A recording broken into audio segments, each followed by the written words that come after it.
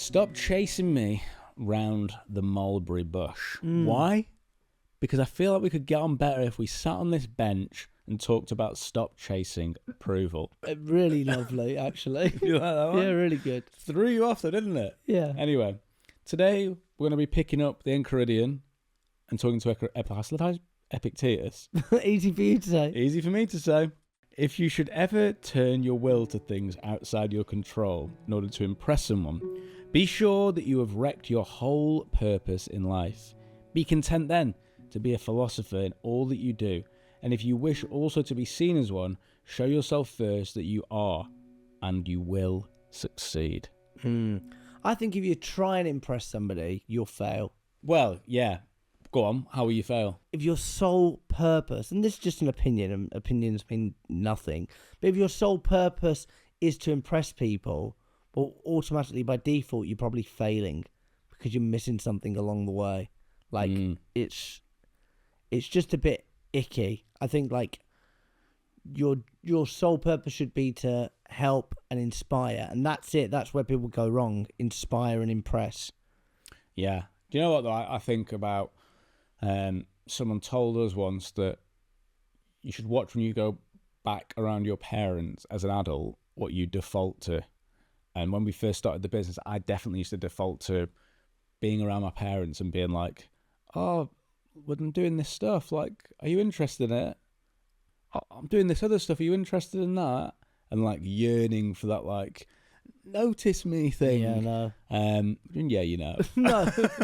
I mean, yeah, I agree from a sidestep.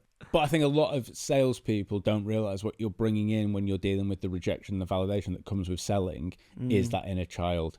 And the inner child is definitely going to be based on that rejection and validation.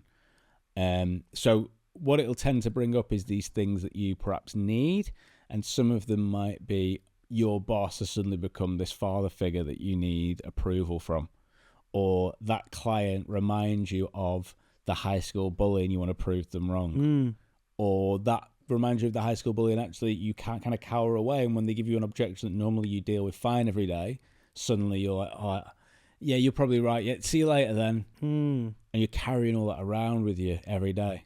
Have you noticed any of that? Yeah, but so then my head goes to, how do you start to unpack that? Because I know that from conversations we've had, if we're in situations now, there's never a real kind of push to impress, which an argument would be it's a different kind of status game of not saying much. So either way, you can't win. In the same way that there's no deed that isn't selfish, like, you know, on Friends where they say, oh, I let a bee sting me, but the bee died. So and you felt good from it. So it's a different kind of status game, but it's a case of how do you start to unpack that kind of, I don't want to call it trauma, but there's definitely like a line of trauma. Who are you trying to impress? And it goes back to our favourite word, why? Why are you trying to impress them? Let them. Exactly. Let them. But really what the Stoics are saying is there are emotions that will come up. You're an emotional being. You're meant to have them. The problem is when those emotions flood your awareness. What they were always trying to train, the same in Buddhism, is there's a observer that lives in your head. And this observer can watch the emotion, watch it about to flood the human system and go, there you go, there's the awareness. You know that was the inner child talking. That's not really you. That's annoyed you because of this. And building that awareness muscle over time will stop you being just this reactive machine where anger or sadness or whatever is driving the bus. It'll go, no, actually, I'm a big boy. Move aside. I'm still in charge here. I get it. We can talk about you later, and it'll stay in charge. My pet peeves is people that say, oh, I am just the way I am. That's how I am. Or sing it. I am who I am. That wasn't the song. But people that go, yeah, you don't. Most people don't want to. Most people don't like me after the first time they've met me. All those different things. I've said that to you. Yeah, but I don't like you after the first time I met you. That was true. No, but it's like, oh yeah, I'm just hot-headed. That's the way I am. Oh yeah. Actually, no. That's not just the way you are. Nobody is one thing. We are ever changing. And if that is something that you say that's a flaw, I'm hot-headed as a person, then change. Permission to rant? Please. Okay, so there's a thing that annoys me in the current culture, self-love, right? Oh, okay. And I'm going to tell you why it annoys me. Because I don't think what it actually was probably meant initially is the way it's been interpreted, right? If you ever watch any of these like reality shows, Love Island, Married at First Sight, whatever, you get people who just have the most terrible behaviours that are just completely unacceptable. And they're like, look, if you can't love me when I'm literally drowning a puppy, you don't deserve me. When I'm ploughing my car into traffic, if you don't love me at that, then it's like, no, you're not getting the point.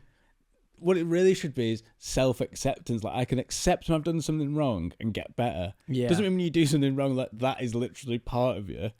I've just hit this person in the face because my food order's like, that's just who I am. If you don't love me at that, then you don't deserve me. Get better. Yeah, exactly. Yeah, it's a real funny one, and I think that your job on Earth is to find out where your cons are, where your flaws are, and slowly work towards nobody's perfect. Nobody's asking you to be perfect. But